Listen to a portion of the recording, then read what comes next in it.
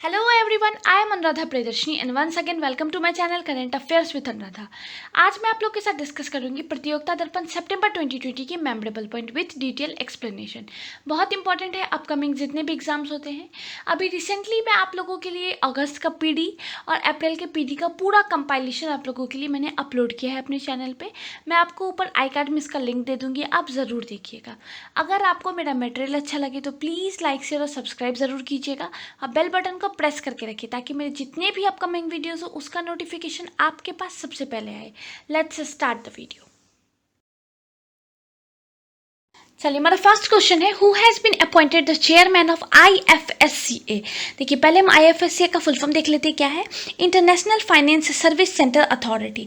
अभी रिसेंटली 27 अप्रैल 2020 को उसको सेटअप किया गया है by union finance ministry as the unified authority to regulate all financial services in international finance service centre in the country, जिसका हेडक्वार्टर है गांधी नगर, गुजरात। अभी रिसेंटली इसके चेयरमैन अपॉइंट किए गए हैं इंजेती श्रीनिवास। 1983 बैच के IAS ऑफिसर हैं, उड़ीसा कैडर के। चलिए, हमारा नेक्स्ट क्वेश्चन है, who has been appointed as the vice president of ADB। पहले ADB का फुल फॉर्म देख लेते हैं, एशियन डेवलपमेंट बैंक। इसके अभी रिसेंटली वाइस प्रेसिडेंट अपॉइंट किए गए हैं Ashok Lavasa for private sector operation and public private partnership. इन दोनों के लिए इनको वाइस प्रेसिडेंट अपॉइंट किया गया है। मिस्टर लवासा बहुत इंपॉर्टेंट है क्योंकि अभी रिसेंटली जो 2021 में जो चीफ इलेक्शन कमिश्नर बनने वाले हैं, इसमें ये इन्हीं का नाम आ रहा है कि यही इंडिया के चीफ इलेक्शन कमिश्नर बन सकते हैं। इन्होंने सक्सीड किया है दिवाकर गुप्ता को, जो कि मनाली बेस्ड ADB के वाइस प्रेसिडेंट रह चुके हैं। देखिए, ADB में जो है वो 6 वाइस प्रेसिडेंट होते हैं, एक मैनेजमेंट टीम होता है जिसमें 6 वाइस प्रेसिडेंट होते हैं। A vice president is appointed for a term of 3 years, which can be extended by another 2 years term. Mr. Lavasa is retired 1988 batch IAS officer of Haryana cadre. चलिए, हमारा next question है, national finance reporting authority has set up A technical advisory committee headed by. इसके जो technical advisory committee के head choose किए गए हैं professor R Narayan स्वामी। इसके बाद का हमारा क्वेश्चन बहुत इंपॉर्टेंट है, मैंने इसके ऊपर एक पर्टिकुलर वीडियो भी बनाया हुआ है, मैं आपको उसका लिंक ऊपर आई कार्ड में दे दूंगी, आप ज़रूर देख लीजिएगा। PM Modi has launched a 750 megawatt Rewa solar power project. ये जो रेवा सोलर पावर प्रोजेक्ट है वो मध्य प्रदेश में रिसेंटली PM मोदी के द्वारा वर्चुअल वीडियो कॉन्फ्रेंसिंग के थ्रू इसको इनॉग्रेट किया गया था। देखिए, ये 3 सोलर जनरेटिंग, इसके अंदर जो रेवा पावर प्रोजेक्ट है उसके अंदर 3 सोलर जनरेटिंग यूनिट्स है, 250 megawatt each. It is possibly the first solar power project in the country to break the grid parity barrier। ये इसका जो लोकेटेड है वो 500 हेक्टेयर्स के प्लॉट पे है। It is a joint venture between solar energy corporation of India and Madhya Pradesh Urja Vikas Nigam. ये पहला सोलर पावर प्रोजेक्ट है इंडिया का जिसमें वर्ल्ड बैंक ने इसमें फाइनेंसिंग वर्ल्ड बैंक के द्वारा की गई है।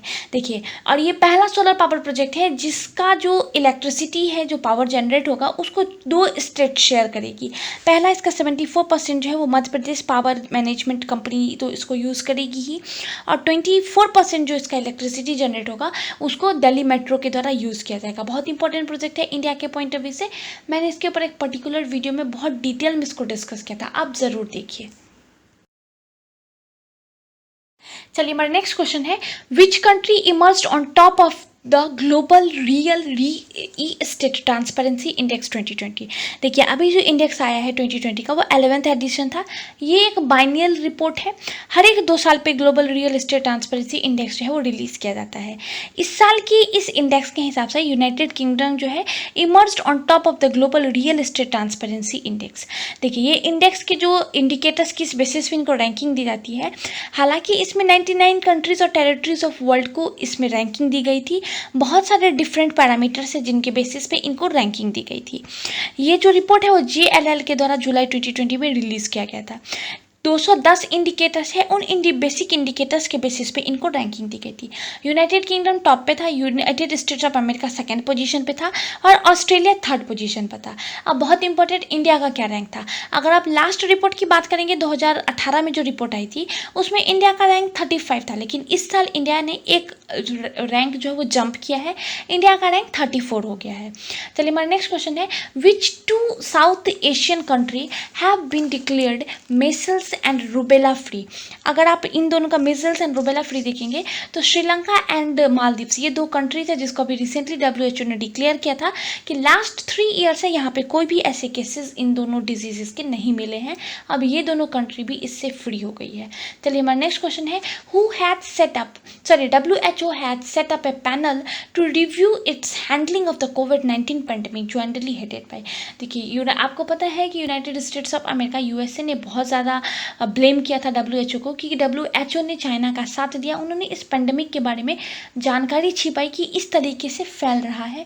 इसके बाद WHO ने एक कमेटी बनाई जिसके हेड हैं Helen Clark and Ellen Johnson Sirleaf. जो हेलेन क्लार्क है वो फॉर्मर न्यूजीलैंड के PM रह चुके हैं और ये जो है वो लाइबेरिया के PM रह चुके हैं। जॉन सरक्लिफ जो है, एलन जॉन सरक्लिफ लाइबेरिया के PM बन चुके हैं। अभी नवंबर के मंथ में इन्हें अपनी रिपोर्ट सबमिट करने हैं WHO को कि क्या इश्यूज़ अभी तक क्या क्या डिसीजंस क्या क्या इश्यूज़ हुए हैं, उन चीज़ों को लेकर के एक रिपोर्ट सबमिट करनी है और एक सब्सटेंसिव रिपोर्ट जो है वो मई नेक्स्ट ईयर में इन लोगों को सबमिट करना है। चलिए हमारा नेक्स्ट क्वेश्चन है, winner of Australian grand prix 2020। तो वल्टेरी बोटास जो है वो इसके विनर अभी रिसेंटली चूज किए गए हैं और ये उनका 8th ग्रैंड स्लैम उनके नाम है। चलिए हमारा नेक्स्ट क्वेश्चन बहुत इंपॉर्टेंट है, which national park has largest tiger population as per a सर्वे। अभी रिसेंटली एक सर्वे रिपोर्ट आई थी, the status of tiger cooperators and prey in India report, जो कि रिलीज किया गया था union forest and environment minister Prakash Javadekar ji के द्वारा रिसेंटली 28 जुलाई 2020 को। इस रिपोर्ट के हिसाब से जिम कॉर्बेट नेशनल पार्क जो कि उत्तराखंड का है emerged on top of the tiger reserve and national park in India in terms of tiger population. अगर total number of tiger population India की देखेंगे तो 2967 टाइगर है इंडिया में आज के डेट में, उसमें से 231 टाइगर्स जो है वो जिम कॉर्बेट नेशनल पार्क में है। जिम कॉर्बेट नेशनल पार्क एकमात्र ऐसा पार्क है जहां पे इंडिया में मोर देन 200 टाइगर्स एक नेशनल पार्क में है। अगर आप सेकेंड और third number of tiger parks की बात करेंगे तो नागरहोले और बांदीपुर ये दो ऐसे कर्नाटका के टाइगर रिजर्व पार्क हैं जहां पे 100+ जो टाइगर्स है वो यहीं पे है। अगर आप नागरहोले की बात करेंगे तो यहाँ पे 127 टाइगर्स है। अगर आप बांदीपुर की बात करेंगे तो यहाँ पे 126 टाइगर्स है। देखिए इनका लोकेशन बहुत इंपॉर्टेंट है, आप याद रखिएगा ये दोनों नेशनल पार्क जो है नागरहोले और बांदीपुर ये दोनों कर्नाटका में है। चलिए हमारा नेक्स्ट क्वेश्चन भी बहुत इंपॉर्टेंट है, India has successfully test fired its indigenously developed anti tank missile from helicopter named. देखिए इस मिसाइल का नाम है ध्रुवास्त्र। अभी रिसेंटली इसको टेस्ट किया गया है। बालासोर जो उड़ीसा का उड़ीसा से इसको अभी रिसेंटली टेस्ट किया गया है। ये मेड इन इंडिया है, कम्प्लीटली DRDO के द्वारा बनाया गया है। अगर आप इसकी कैपेसिटी की बात करेंगे तो 7 किलोमीटर तक के रेंज में अगर कोई भी टैंक है जिसको ये ध्वस्त कर सकता है। अगर आप एक लीन एंड थीन में बात करेंगे तो दागो और भूल जाओ टैंक रोधी एक मिसाइल है, अपडेटेड वर्जन है नाग मिसाइल का, कम्प्लीटली DRDO के द्वारा डेवलप किया गया है। अगर आप इसकी कैपेसिटी देखेंगे तो 230 मीटर पर सेकेंड की कैपेसिटी से ये अटैक कर सकता है। अगर आप इसके फीचर्स देखेंगे ध्रुवास्त्र के तो 1.9 मीटर्स लंबा है, 45 kg इसका वेट है और ये ध्रुव हेलीकॉप्टर से इसको टेस्ट फायर किया जाएगा। ध्रुव हेलीकॉप्टर से इस मिसाइल को यूज़ किया जाएगा, उसको जितने भी दुश्मन के एरियाज है वहाँ पे इसी से इसको अटैक किया जाएगा। चलिए हमारा नेक्स्ट क्वेश्चन है, supreme court upheld the right of Travancore royal family in the administration of a historic temple named Shri Padamba Swami temple. ये कर्नाटका में है, विष्णु भगवान का टेम्पल है। अभी रिसेंटली बहुत ज़्यादा न्यूज़ में था, हालांकि ये 2011 से ही बहुत न्यूज़ में था, लेकिन अभी रिसेंटली सुप्रीम कोर्ट का इसके ऊपर ऑर्डर आया है तो ये बहुत ज़्यादा न्यूज़ में था। आप इसका लोकेशन याद रखिएगा, केरला में भगवान विष्णु का एक मंदिर है। देखिए मैं आपको इसकी पूरी थ्योरी समझाऊँ कि ये क्या मैटर था, कैसे हुआ, तो देखिए 1949 में क्या हुआ था, त्रावणकोर और कोचीन की जो रियासत है उसको गवर्नमेंट ऑफ इंडिया के बीच एक IOC हुआ था, इंस्ट्रूमेंट ऑफ एसेशन, उसके द्वारा इन दोनों रियासत को गवर्नमेंट ऑफ इंडिया में इंक्लूड कर दिया गया था आज़ादी के बाद। इसके बाद एक एक एग्रीमेंट हुआ था कि जो प्रिंसली स्टेट है जिसको इंडिया में शामिल किया गया है, उनको एक कंपनसेटरी अमाउंट दिया जाएगा। हालांकि ये अमाउंट 1976 तक दिया जा रहा था। 1956 में केरला का निर्माण हुआ, तब तक भी इस मंदिर की जो एडमिनिस्ट्रेशन था वो त्रावणकोर जो रॉयल फैमिली थी उन्हीं के पास था। 1971 में गवर्नमेंट के द्वारा जो प्रिंसली स्टेट को प्रिवी पर्स कहा जाता है, मतलब जो आपने इसको इंक्लूड किया इंडिया में, तो आप जो कंपनसेटरी अमाउंट देंगे उसको प्रीवी पर्स कहा जाता था, वो दिया जा रहा था। और 1971 में इस चीज़ को बंद कर दिया गया। ये जो मैटर है वो ये तब से चलने लगा। 1991 में क्या हुआ, इस त्रावणकोर की जो रॉयल फैमिली है उसके अंतिम शासक की मृत्यु हो गई। तो उसके बाद इनके एक चचेरे भाई हैं, वो इसका एडमिनिस्ट्रेशन पूरा देखने लग गए थे। 2007 में इसमें एक कोर्ट केस हुआ था, क्योंकि कहा गया था कि जो इसका जो तहखाना है वहाँ पे बहुत ज़्यादा जेवर जावरात मिले थे। वहाँ पे 1 लाख करोड़ प्लस का जो है जेवर वगैरह वहाँ पे मिला था। ये वर्ल्ड का जो, अगर आप रिचेस्ट टेम्पल में अगर आप काउंट करेंगे तो इस टेम्पल का भी नाम आता है। 2011 में हाई कोर्ट का एक ऑर्डर आया था, जिसके तहत जो केरला गवर्नमेंट है उसको बोला गया कि आप एक एडवाइजरी कमेटी बनाइए। वो कमेटी एक ट्रस्ट टाइप का बनाइए, वही इसका पूरा एडमिनिस्ट्रेशन, इसका पूरे पैसे की जो लेन देन है वो ट्रस्ट के द्वारा देखा जाएगा। लेकिन इस चीज़ का विरोध त्रावणकोर रॉयल फैमिली जो है उन लोगों ने किया था।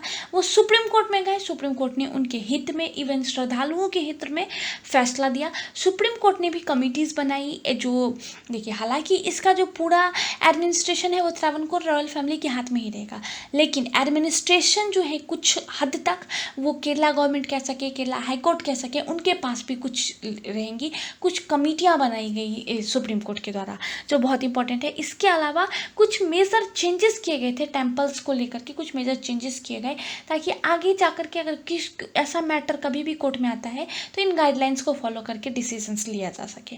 चलिए हमारा नेक्स्ट क्वेश्चन है, who has become India 66th chess grand master. G Akash India के 66th चेस मास्टर बने हैं। चलिए हमारा नेक्स्ट क्वेश्चन है, the Tehreek Taliban Pakistan leader Noor Wali Mehsud has been designated as a global terrorist by. तो अभी रिसेंटली नूर वली महसूद को द यूनाइटेड नेशंस की तरह इसको ग्लोबल टेररिस्ट घोषित किया गया है।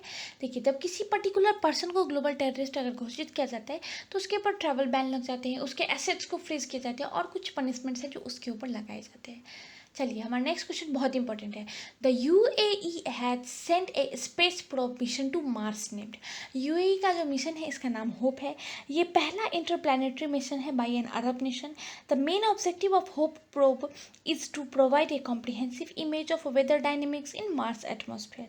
Only the USA, India and the former Soviet Union and the European Space Agency have sent mission to Mars successfully. अगर ये मिशन सक्सेसफुल रहता है तो एक्सपेक्ट किया जा रहा है कि नेक्स्ट ईयर फरवरी के मंथ आते आते तक ये मार्स के ऑर्बिट में होगा। चलिए हमारा नेक्स्ट क्वेश्चन है, which country has launch the Tianwen one probe to the Mars. तो ये जो प्रोब है वो चाइना के द्वारा रिसेंटली लॉन्च किया गया है। चलिए इसी के साथ जितने भी इंपॉर्टेंट क्वेश्चंस थे मेमोरेबल पॉइंट के वो मैंने आपके साथ डिस्कस किए। अगर आपको कहीं भी कुछ भी डाउट हो मुझे कमेंट सेक्शन में ज़रूर बताइएगा। एज सुन एज पॉसिबल मैं आपके डाउट क्लियर करने की पूरी कोशिश करूँगी। अब मैं आप लोगों के लिए सितंबर की पीडी पे काम कर रही हूँ। एज सुन एज पॉसिबल मैं आप लोगों को सितंबर का पीडी प्रोवाइड कर दूँगी। इससे पहले भी मैं आप लोगों के लिए रिसेंटली अगस्त का पीडी लेकर के आई थी, आप उसको ज़रूर देखिए अगर आपने नहीं देखा है तो। ऐसे ही अपडेटेड वीडियोस के लिए मेरे चैनल को सब्सक्राइब कीजिए, लाइक कीजिए, कमेंट कीजिए और हाँ बेल बटन को ज़रूर प्रेस करके रखिए ताकि मेरे जितने भी अपकमिंग वीडियोस हो उसका नोटिफिकेशन आपके पास सबसे पहले आए। इस कोविड के टाइम पे stay at home, stay safe. Thank you.